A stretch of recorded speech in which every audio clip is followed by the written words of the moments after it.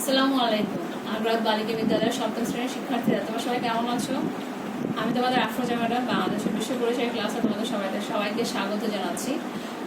আশা করছি তোমরা সবাই ভালো আছো। তোমাদেরকে স্বাগত জানিয়ে আমাদের অনলাইন ক্লাস আমরা শুরু করছি। আজকে একটা নতুন অধ্যায় নিয়ে আমরা আজকে আলোচনা করবো। তো তাহলে শুরু করে মেয়েরা আমাদের পড়াশোনা। নিশ্চয়ই আমি আশা করছি তোমরা নিশ্চয়ই আমাদের গত ভিডিওগুলো দেখেছো। এখন আমরা যেটা পড়তে যাচ্ছি সেটা তোমাদের অর্ধবার্ষিক পরীক্ষা সিলেবাস অনুসারে। আচ্ছা, তো আমরা চলে আসি আমাদের ক্লাসে। তা আচ্ছা, আমরা কোন দেশের নাগরিক? বাংলাদেশের, তাই না? আমরা সবাই কোন দেশের নাগরিক? বাংলাদেশের। তো আমরা কিভাবে বাংলাদেশের নাগরিক? কারণ আমরাও দেখা যাচ্ছে যে ভোট দিয়ে থাকি। ভোটাধিকার আমাদের একটা অধিকার, ঠিক আছে?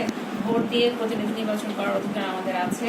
আমরা এখানে জন্মগ্রহণ করেছি, আমাদের বাবা মা এখানকার, আমরা স্থায়ীভাবে এখানে বসবাস করি, তাহলে আমরা এখানকার কি নাগরিক। তাহলে যখন কোনো মানুষ স্থায়ীভাবে কোনো দেশে জন্মগ্রহণ করে অথবা স্থায়ীভাবে বসবাস করে কোনো মানুষ, তখন সেটাকে বলা হয় কি নাগরিক। ঠিক আছে? আর একজন নাগরিক হিসেবে একজন নাগরিকের যে মর্যাদা, সেটাই হচ্ছে তার নাগরিকতা। তাহলে একজন নাগরিক একটা দেশের জন্য অনেক গুরুত্বপূর্ণ একটা বিষয়। তাহলে একজন নাগরিক যদি সব দিক দিয়ে দক্ষ হয়ে থাকেন, দেশের উন্নয়নে সহায়ক হয়ে থাকে, তাহলে সেই নাগরিককে আমরা বলতে পারি সুনাগরিক। তাহলে আজকে আমাদের পাঠের বিষয় সুনাগরিক, বাংলাদেশ ও বাংলাদেশের নাগরিক। তার মধ্যে সুনাগরিক এই বিষয়টা নিয়ে আমরা আজকে আলোচনা করবো, ঠিক আছে? তো সুনাগরিক, তাহলে টিচার তোমাদেরকে সুনাগরিক সম্পর্কে তোমাদের বলেছিলাম, সুনাগরিকতা সম্পর্কে বলেছি। তাহলে একটা রাষ্ট্রের উন্নতি বা ডেভেলপ যাকে বলা হয়, সেটা নির্ভর করে একজন সুনাগরিকের যোগ্যতা এবং দক্ষতার উপর ডিপেন্ড করে। তাহলে একটা দেশের প্রগতি ব্যর্থতা উভয় কিন্তু নির্ভর করে নাগরিকদের উপর। তাহলে একজন নাগরিক যদি বুদ্ধিমত্তা সম্পন্ন হয়ে থাকে, দক্ষ হয়ে থাকে, তাহলে সেই নাগরিককে আমরা বলতে পারি কি সুনাগরিক। সুনাগরিকের তাহলে সুনাগরিক বলছি, তাহলে সুনাগরিক কি সবাই জন্ম থেকেই সুনাগরিক হয়ে জন্মগ্রহণ করে? না, জন্মগ্রহণ করার পর মানুষ বিভিন্ন উপায়ে সেটা অর্জন করে থাকে। সুনাগরিকের যে গুণাবলীগুলো আছে সেগুলো চর্চার মধ্য দিয়ে আমরা সেগুলো অর্জন করি। তাহলে সুনাগরিকের যে গুণাবলী আছে সেগুলো সম্পর্কে আমরা একটু জিজ্ঞেস করি। আমরা রাষ্ট্রের সম্পদ অনেকে বলে থাকি যে সুনাগরিক একটা রাষ্ট্রের যেহেতু উন্নয়ন এটার সাথে জড়িত, তাই এই সুনাগরিককে অনেক সময় একটা রাষ্ট্রের সম্পদ হিসেবে আখ্যা দেওয়া হয়ে থাকে।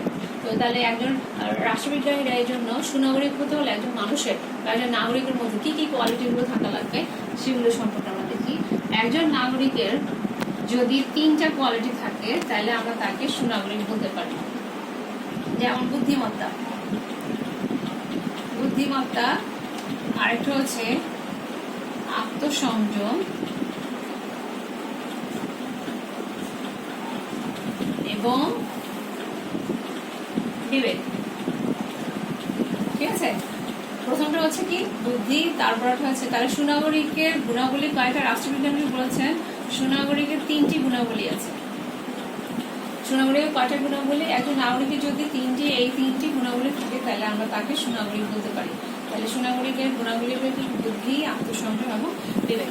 তাইলে দেখো বুদ্ধি কি করে? বুদ্ধি একটা গুরুত্বপূর্ণ একটা সম্পদ একজন নাগরিকের জন্য। একজন বুদ্ধিমান নাগরিক রাষ্ট্রের মূল্যবান সম্পদও বলা যায়। বুদ্ধিমত্তা অর্জনের সবচেয়ে বড় উপায় হচ্ছে কি? শিক্ষা লাভ, জ্ঞান অর্জন। শুধু শিক্ষা লাভ করলে হবে না, সুশিক্ষা, ঠিক আছে? সুশিক্ষা বা জ্ঞান লাভ বা জ্ঞান অর্জন যেটাকে বলা যায়। একজন নাগরিক যদি সুশিক্ষায় শিক্ষিত হয় এবং জ্ঞান অর্জন করে তাহলে সে দক্ষ হয়ে উঠবে, ঠিক আছে? আর দক্ষ হয়ে উঠলে দেখা যাচ্ছে বুদ্ধিমত্তা সম্পন্ন হলে দেখা যাচ্ছে যে কি হয়, যথার্থ শিক্ষায় শিক্ষিত হলেই দেখা যাচ্ছে যে ওই নাগরিক কি করতে পারবে? নির্বাচনে দেখা যাচ্ছে যোগ্য প্রার্থীকে নির্বাচিত করতে পারবে। দেখা যাচ্ছে দেশের কোনো বাজে অবস্থা হলো বা দেশ কোনো সমস্যায় পতিত হলো, তখন দেখা যাচ্ছে যে উপস্থিত বুদ্ধি সহকারে দেখা যাচ্ছে যে কোনো রকম ডিসিশন নিতে পারবে। একজন বুদ্ধিমান নাগরিক রাষ্ট্রকে সঠিকভাবে পরিচালনা করতে পারবে, রাষ্ট্রের উন্নয়ন এবং সফলতায় গুরুত্বপূর্ণ অবদান রাখতে পারবে। তাহলে একজন নাগরিক যদি বুদ্ধিমত্তা সম্পন্ন হয় তাহলে কতটা গুরুত্বপূর্ণ কাজ করতে পারবে আমরা বুঝতে পারছি। এই জন্য বুদ্ধিমান নাগরিককে সম্পদও বলা যায়। বুদ্ধিমত্তা নাগরিকের একজন সুনাগরিকের একটা সম্পদ, মানে একটা অন্যতম গুণাবলীও বলতে পারে, ঠিক আছে? যদি নাগরিক বুদ্ধিমান হয়, বুদ্ধিমান একজন নাগরিক কিভাবে হবে? সুশিক্ষায় শিক্ষিত হলে এবং জ্ঞান অর্জন করলে। তো ঠিক আছে। আর সুশিক্ষায় যদি একজন মানুষ শিক্ষিত হয়, যথার্থ শিক্ষা যদি সে লাভ করে এবং যথাযথভাবে যদি সে জ্ঞান লাভ করে, তাহলে সে কি করবে, সেটাকে যদি প্রয়োগ করার চেষ্টা করে, তাহলে সে কি হবে, বুদ্ধিমান নাগরিক, একজন যথাযথ নাগরিক, ভোটের সময় উপযুক্ত মানুষকে নির্বাচিত করতে পারবে। আর উপযুক্ত প্রতিনিধি নির্বাচনের মাধ্যমে দেশের নেত্রী বা নেতা যদি উপযুক্ত হয়, তাহলে দেখা যাচ্ছে যে প্রতিনিধিরা যদি উপযুক্ত হয়, তাহলে দেখা যায় একটা দেশ অনেক দূর এগিয়ে যেতে পারে। ঠিক আছে, তাহলে বুদ্ধিমান নাগরিক কিন্তু গুরুত্বপূর্ণ ভূমিকা পালন করে এখানে। তারপর আত্মসংযম বা আত্মসংযম, একজন সুনাগরিককে কিন্তু আত্মসংযমী হতে হয়। আত্মসংযম একজন নাগরিককে সকল প্রকার অসৎ কাজ, দুর্নীতি, সকল প্রকার অন্যায় কাজ, স্বজনপ্রীতি, দুর্নীতি, স্বজনপ্রীতি, তারপর স্বার্থপরতা, দুর্নীতি, স্বজনপ্রীতি, তারপরে সকল প্রকার অসৎ সকল প্রকার কাজগুলো বা স্বার্থপরতা, এই ধরনের বিভিন্ন রকম কাজগুলো থেকে দূরে রাখবে আত্মসংযম থাকে। ঠিক আছে, তো বিরত রাখবে। তারপর দেশ ও সমাজের স্বার্থে সে কাজ করতে চাইবে এবং কোন রকম নিয়ম ভঙ্গ না করে নিয়ম মেনে চলবে নিজেও, আবার অন্যদেরকেও নিয়ম মেনে চলতে অনুপ্রাণিত করবে। তাহলে আত্মসংযম ছাড়া সুনাগরিক হওয়া যাবে না। মানে বিভিন্ন অবস্থায় নিজেকে ধরে রাখা বা যে বিভিন্ন অবস্থায় দুর্নীতিগ্রস্ত হওয়ার মতো একটা সিচুয়েশন চলে আসছে, কিন্তু নিজের দেশের কথা চিন্তা করে নিজের যে ছোট্ট স্বার্থটা সেটা বাদ দিয়ে দেখা যাচ্ছে নিজেকে ঠিক রাখার জন্য যে নিয়ন্ত্রণ করার যে চেষ্টা, সেটা হচ্ছে আত্মসংযম। আর এটার গুণেই দেখা যাচ্ছে যে মানুষ দুর্নীতি বা সকল প্রকার অসৎ কাজ, অন্যায় কাজ থেকে নিজেকে দূরে রাখতে পারে। তাহলে আত্মসংযম সুনাগরিকের একটা গুরুত্বপূর্ণ গুণাবলী। তারপর বিবেকও কিন্তু সুনাগরিকের একটা গুরুত্বপূর্ণ গুণ হিসেবে কাজ করে থাকে। বিবেক বিচার বলতে কি বোঝায়? বিবেক বিচার বলতে বোঝায় ভালো মন্দের জ্ঞান, দায়িত্ব কর্তব্যের জ্ঞান। ভালো মন্দের জ্ঞান,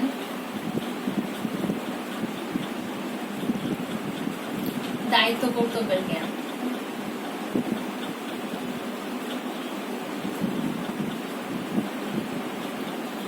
ঠিক আছে, এইটা হচ্ছে বিবেক। তাহলে একজন নাগরিকের মধ্যে বা একজন মানুষের মধ্যে যদি ভালো মন্দ, কোনটা ভালো রাষ্ট্রের জন্য, কোনটা ভালো বা কোনটা মন্দ, সেটার জ্ঞান যদি থাকে একজন মানুষের মধ্যে, তারপরে তার দায়িত্ব কর্তব্য কি রাষ্ট্রের প্রতি বা তার নিজের জাতির প্রতি, তার নিজের প্রতি কি দায়িত্ব বা কি কর্তব্য তার, সেটা সম্পর্কে যদি কোনো মানুষ জানতে পারে, কোনো মানুষের জানা থাকে, তাহলে এই বিবেকবান মানুষই সুনাগরিক হতে পারবে। ঠিক আছে, তো দেখা যাচ্ছে যে একজন নাগরিককে শুধু বুদ্ধিমত্তা সম্পন্ন বা আত্মসংযমী হলেই চলবে না, তাকে বিবেক সম্পন্ন হতে হবে। ভালো আর মন্দ কাজের মধ্যে ভালো কাজটি বেছে নিতে হবে আর মন্দ কাজটিকে পরিহার করতে হবে, এবং সমাজের জন্য সঠিক ডিসিশন নিতে হবে। তার জন্য কোন দায়িত্বটা সবচেয়ে বেশি জরুরি, তাইলে ওই দায়িত্বটা সে যদি বেছে নিতে পারে, তার সেরকম যদি জ্ঞান থাকে, সেরকম বোধ যদি থাকে বা অনুভূতি যদি কাজ করে তার মধ্যে, এই ধরনের বিবেক থাকলে, তাহলে সেই নাগরিককে যদি সুনাগরিক হয়ে গড়ে উঠতে পারে। তাহলে ঠিক আছে, আমরা সুনাগরিকের কি কি গুণাবলী, সে নিজেও কিন্তু এই ধরনের বিবেকবান মানুষগুলো দেখা যাচ্ছে নিজেও ভালো কাজ করবে, আবার অন্যকেও ভালো কাজ করতে অনুপ্রাণিত করবে। ঠিক আছে, কাউকে খারাপ করতে দিবে না, দেশ ও সমাজের উন্নয়নের জন্য সবসময় কাজ করে যাবে, নিজের ছোট ছোট স্বার্থগুলোকে পরিহার করে দেশের জন্য কাজ করবে। তাহলে এই ধরনের বিবেকবান মানুষগুলো হচ্ছে কি একটা রাষ্ট্রের সুনাগরিক। তাহলে ঠিক আছে, তাহলে আর মানে একজন সুনাগরিকের আর কোন কোন গুণাবলী থাকতে পারে? যেমন দেখা যাচ্ছে যে একজন সুনাগরিক দেশের শাসন সম্পর্কে জানতে পারে, অন্যায়ের প্রতিবাদ করার মতো মনোভাব রাখতে পারে। এই ধরনের বিভিন্ন কাজগুলো করলে তাহলে তাকেও সুনাগরিক হতে পারে। তবে সুনাগরিকের মেইন 3টি কোয়ালিটি থাকা উচিত, সেটা হচ্ছে বুদ্ধিমত্তা, আত্মসংযম এবং তার বিবেক থাকতে হবে। তাহলে ঠিক আছে, আমরা এতক্ষণ আমরা জানলাম যে সুনাগরিকের গুণাবলী কি। সুনাগরিক একটা দেশের মূল্যবান সম্পদ। একজন যেরকম উপযুক্ত সার, মাটি এগুলো না থাকলে যেরকম একটা গাছ বেড়ে উঠতে পারে না, ঠিক সেরকম নাগরিকের মধ্যে যদি এসব কোয়ালিটি বা এসব গুণাবলী না থাকে, তাহলে সে নাগরিকই হতে পারে না, সুনাগরিক হিসেবে করতে পারে না। তাহলে একজন সুনাগরিক একটা দেশকে ভালোবাসবে এবং দেশের উন্নতির জন্য কাজ করবে। তাহলে আমাদের সবারই কিন্তু এই ধরনের প্রচেষ্টা চালানো উচিত। আচ্ছা, এই সুনাগরিক হওয়ার পেছনে কতগুলো প্রতিবন্ধকতা কাজ করে, কতগুলো কারণে মানুষ সুনাগরিক হতে পারে না। সেটার মধ্যে একটা হচ্ছে উদাসীনতা বা নির্লিপ্ততা। এই কারণেও কিন্তু মানুষ কি হতে পারে না, দেখা যাচ্ছে সুনাগরিক হতে পারে না। এটা এক ধরনের প্রতিবন্ধকতা। মানে সাধারণভাবে কাজের প্রতি মানুষের যে উদাসীনতা, সেটাকেই কি বলা হয়, নির্লিপ্ততা বলে। উদাসীনতা বা নির্লিপ্ততা। ঠিক আছে, এটা সুনাগরিকের হওয়ার পথে একটা বড় রকম বাধা। আর এই নির্লিপ্ততা সৃষ্টির একটা কারণ হচ্ছে সেটা হচ্ছে অশিক্ষা, মানে যথাযথ শিক্ষার অভাব। একজন মানুষ যদি শিক্ষা লাভ না করে, অলসতা তার মধ্যে কাজ করে এবং দারিদ্র অবস্থা যদি বিরাজ করে, তাহলে সেই ক্ষেত্রে মানুষের মধ্যে নির্লিপ্ততা বা উদাসীনতা দেখতে পাওয়া যায়। এরপর আরেকটা বলতে পারি আমরা ব্যক্তি স্বার্থপরতা।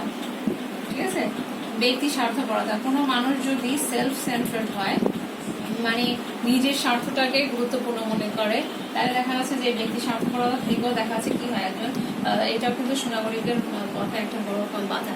আর কোনো নাগরিক যদি নিজের স্বার্থটাকে বড় করে দেখে, তাহলে দেখা যাচ্ছে যে সে কি করবে, দুর্নীতিগ্রস্ত নেতা নির্বাচন করবে নিজের স্বার্থের কথা চিন্তা করে। ঠিক আছে, দুর্নীতি করবে, স্বজনপ্রীতি করবে, তারপর দেখা যাচ্ছে যে পক্ষপাতিত্বমূলক কাজ করবে, নির্বাচনে অনুপযুক্ত প্রার্থীকে, অযোগ্য প্রার্থীকে নির্বাচিত করবে। ফলে দেখা যাচ্ছে কিন্তু দেশের 12টা বাজবে। ঠিক আছে, দেশের শাসন ঠিকভাবে পরিচালিত হবে না, দেশের উন্নয়ন ক্ষতিগ্রস্ত হবে।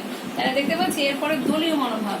যেহেতু গণতন্ত্রের কথা আসে, গণতন্ত্র একটা উপযুক্ত এখন সবচেয়ে জনপ্রিয় একটা শাসন ব্যবস্থা, তাহলে গণতন্ত্রে কিন্তু দলীয় ভাব তো থাকবেই, দলীয় শৃঙ্খলার বিষয় আসে।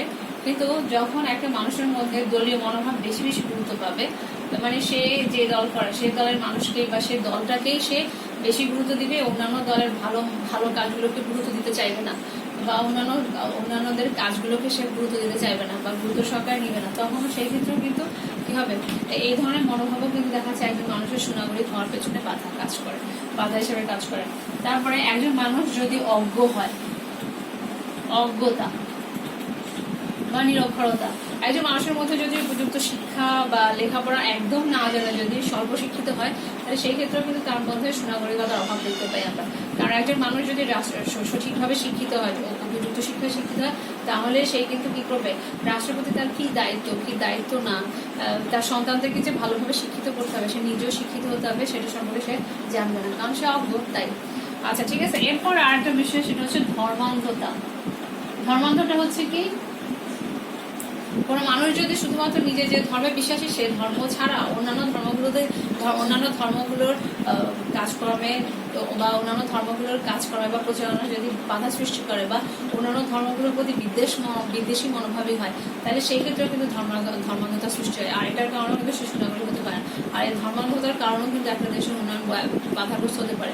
ঠিক আছে, তারপরে আরেকটা কারণকে আমরা করতে পারি, সেটা হচ্ছে দাম্ভিকতা বা অহংকার। দাম্ভিকতা এটা একটা নেতিবাচক চারিত্রিক বৈশিষ্ট্য। এর ফলে ব্যক্তি কি করে, ব্যক্তি শুধুমাত্র নিজেকে বড় মনে করে আর দেশের সবাইকে অন্যরকম, মানে নিজেকে সবচেয়ে বেশি প্রায়োরিটি দেয়, অন্যদেরকে সবাইকে ছোট মনে করে, মানে অন্যদের মতামতকে তেমন গুরুত্ব দিতে চায় না, নিজের মতামতকে আবার অন্যদের উপর চাপিয়ে দিতে চায়। তখন সেই ক্ষেত্রে দাম্ভিকতার কারণেও কিন্তু সেই ব্যক্তি আর সুনাগরিক হতে পারে না, দেশের উন্নয়ন ক্ষতিগ্রস্ত হয়। তারপরে আছে সাম্প্রদায়িকতা। দেখা যাচ্ছে কোনো একটা সংখ্যাগরিষ্ঠ ধর্মের আধিপত্য সাম্প্রদায়িকতার মনোভাব তৈরি করে। সংখ্যালঘিষ্ঠ মানে ধর্মের দিক থেকে সংখ্যালঘিষ্ঠ যেসব লোকজন আছে তাদেরকে যদি তাদের প্রতি যদি বিদ্বেষী মনোভাব হয় এবং নিজের ধর্মকে অন্য ধর্মের উপর চাপিয়ে দেওয়ার চেষ্টা করা হয়, এবং এর ফলে দেখা যাচ্ছে এই ধরনের চিন্তাভাবনা করে দেখা যাচ্ছে অশান্তি যদি বা অরাজকতা সৃষ্টি করার চেষ্টা যদি করা হয়, তাহলেও সেই ক্ষেত্রে এই সাম্প্রদায়িকতাও কিন্তু সুনাগরিকতার পথে বাধা হিসেবে কাজ করে। তারপর অর্থনৈতিক অনগ্রসরতা, এটা কিন্তু একটা গুরুত্বপূর্ণ কারণ। অর্থনৈতিক অনগ্রসরতা বা দারিদ্রতা, অর্থনৈতিক অনগ্রসরতা। ঠিক আছে, অর্থনৈতিক অনগ্রসরতা বা দারিদ্রতা এটাও কিন্তু দরিদ্র একজন মানুষকে তুমি টাকা দিয়ে যে কোনো খারাপ কাজ করতে বললে সেই কিন্তু দেখা যাচ্ছে যে কোনো খারাপ কাজ করে চলে আসবে। তো এই জন্য দেখা যাচ্ছে এই দারিদ্রতাও কিন্তু একটা সুনাগরিকতার পথে একটা বড় রকমের বাধা। ঠিক আছে, এই জন্য যদি আমাদের দেশের 1/3 মানুষ কিনা দেখা যাচ্ছে লিখতে পড়তে পারে না, এদের মধ্যে এরা দরিদ্র, মানে নিম্ন সীমায় বসবাস করে একদম, তাহলে দেখা যাচ্ছে তাদের মধ্যে সচেতনতা বেশি আসবে না, তারা শিক্ষিত হতে পারবে না, তার দেখা যাচ্ছে বিবেক বোধ সম্পন্ন হয়ে সঠিক কাজটা করতে পারবে না, তাহলে সেক্ষেত্রে তারও সুনাগরিক হয়ে ওঠার সম্ভাবনা। তাহলে সেই ক্ষেত্রে সুনাগরিকতার ক্ষেত্রে এটা একটা অর্থনৈতিক অনগ্রসরতার গুরুত্বপূর্ণ মানে সমস্যা হিসেবে কাজ করে। তাহলে ঠিক আছে, আমরা আজকে কি পড়লাম, সুনাগরিক কাকে বলে এটা সম্পর্কে পড়লাম, সুনাগরিকতার পথে বাধাগুলো কি সেটা সম্পর্কে জানলাম। তাহলে আজকে আমরা একটু বাড়ির কাজটা নিয়ে নিই। মেয়েরা তোমাদের বাড়ির কাজটা নিয়ে নাও। বাড়ির কাজ, সুনাগরিক কাকে বলে?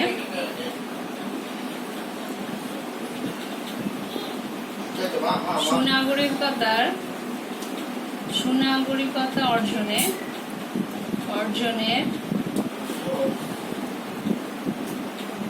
গুণাবলী সমূহ সুনাগরিকতা অর্জনের গুণাবলী সমূহ আলোচনা করো।